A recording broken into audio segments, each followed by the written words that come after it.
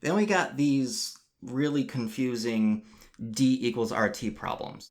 I don't necessarily love the way that this is explained. I don't remember learning it when I took algebra. Nothing else really works this way. I humbly admit that I have to look this up every single time I have to teach this to a student. It's just not there in my memory. I do know this, though. D equals RT is definitely a formula that I remember from physics, because my minor was in physics and I loved taking it in high school. I learned it as V equals S over T. And these two are actually equivalent because R means rate, V means velocity, and velocity is a rate from with distance over time. Like if you're going down the road at 45 miles per hour, well, you're going miles, which is distance. S is distance for whatever reason. I never bothered to ask. S is distance. T is still time. VA is the average velocity. So this definitely is true. And it's a formula you'll probably run into outside of this. Sometimes they're very easy. Sometimes it's just this person, Stan traveled at a rate of 5 miles per hour for 3 hours. How far did Stan travel? Yeah, that's obviously very easy. You just plug in R is 5, T is 3, and then you have a distance of 15 miles. That's not what I'm talking about here. I think maybe what is so confusing about these is it's like really the first time that you have to start creating variables for yourself in an active way. You're kind of doing a complement thing. Oh, you look really nice today. Have you lost weight? No, that's a compliment. These are complements. And a complement is just you have a total, let's say 100. I have a value of 60. What's the complement of 60, towards 100? Well, that would be 40. 60 and 40 are complements of each other if the total is 100. But what if I don't know what that 60 was? All I have is X. So like this is the total. This is like the first distance. What's the second distance? Well, I don't know what this first distance is, but I know I always have to add up to 100. So the second distance is going to be whatever the complement of X is, whatever I need to add to X to get to 100, which is this. Now let's prove it. Just so you can see that this is how you do variable complements. Here we're going to combine like terms, so that's we got an X and then we get rid of an X. So that's just 100 equals 100. Oh, yeah, well, that was pretty easy. A 111-mile flight took an hour. The first part of the trip, the plane velocity was 105 miles per hour. Then the plane picked up a tailwind, increasing its velocity to 115 miles per hour. How long did the plane travel at each speed? Yeah, this is what I'm talking about. This all comes down to D equals RT, because that's still true.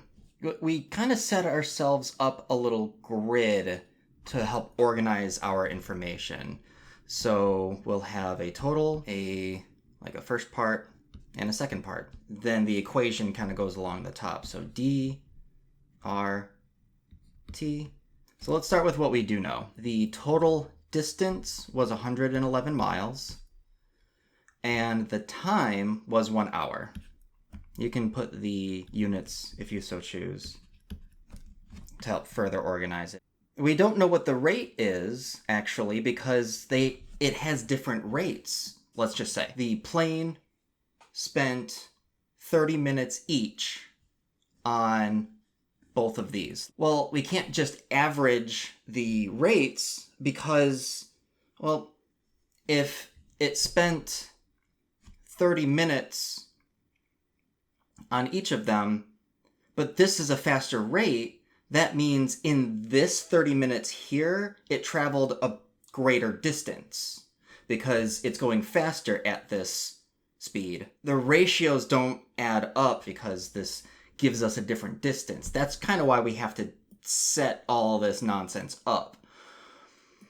But let's do what we can. For the first part, we know the rate was 105 miles per hour. We don't know how long the plane spent on it and how much distance was traveled. This is where we start creating our variables. Not to confuse yourself, you can say like this was D1, D subscript 1. A subscript is kind of like putting a last name on a variable. The no subscripts probably means like the most superior one, the one that we're like really interested in the end. Subscripts just kind of help organize and differentiate between using the same letter multiple times. But I don't want to use an X for this, just like a different letter, because I don't really know what X is pertaining to unless I, look at it. And I don't want to have to keep reminding myself what part of the problem the X is on. So I'd rather have it as a D so I know exactly that we're talking about a distance, but it's not the distance. The distance is 111, and this is going to be a different value. So they're not going to be the same, so I need a different... This is equivalent to saying that these are different variables with a subscript like this. And then similarly, T1, this amount of time was spent at this rate and then was traveled this distance. This is pretty darn close to solving systems of equations, which we haven't gotten to yet. So I don't know why they teach this to you this early. Anyway. Then we're going to use the trick that I showed you somewhere. Oh no, where did it go? This one here. So I'm going to use this trick up here to fill out the second part. Well, we know the rate for the second part of the trip, which was 115 miles per hour. Here, it's not really a good idea to create a second distance variable. By this logic, it's D1 plus D2 equals 111. Or we could just solve for D2 by subtracting D1 from both sides. So we get D2 equals 111 minus D1. So I think it's just easier to go straight into 111 minus D1, because this plus this has to equal this. And then also it's going to be 1 hour minus T1. So now we're going to kind of turn these into this formula. Here, I'm going to set up these equations real quick. D1 equals 105 T1. 111 minus D1 equals 115 times 1 minus T1. So I know that if this plus this equals 110, or 111, sorry, that means this plus this equals 111, because I can just do a substitution real quick. 111 equals D1 plus 111 minus D1. So this D1 here is the same thing as this D1 here, which is this, and then this 111 minus D1 is this 111 minus D1.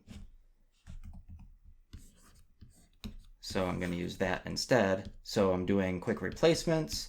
Sorry if this is messy and fast. This is how you do it. Now clean this up and solve for T1. Distribute. So 115 times 1 is 115 minus 115 T1. Combine like terms. So 105 T1 minus 115 T1 is going to be minus 10 T1 plus 115. Subtract 115 from both sides. It's supposed to be 115. Minus 4 equals negative 10 T1. Divide both sides by negative 10.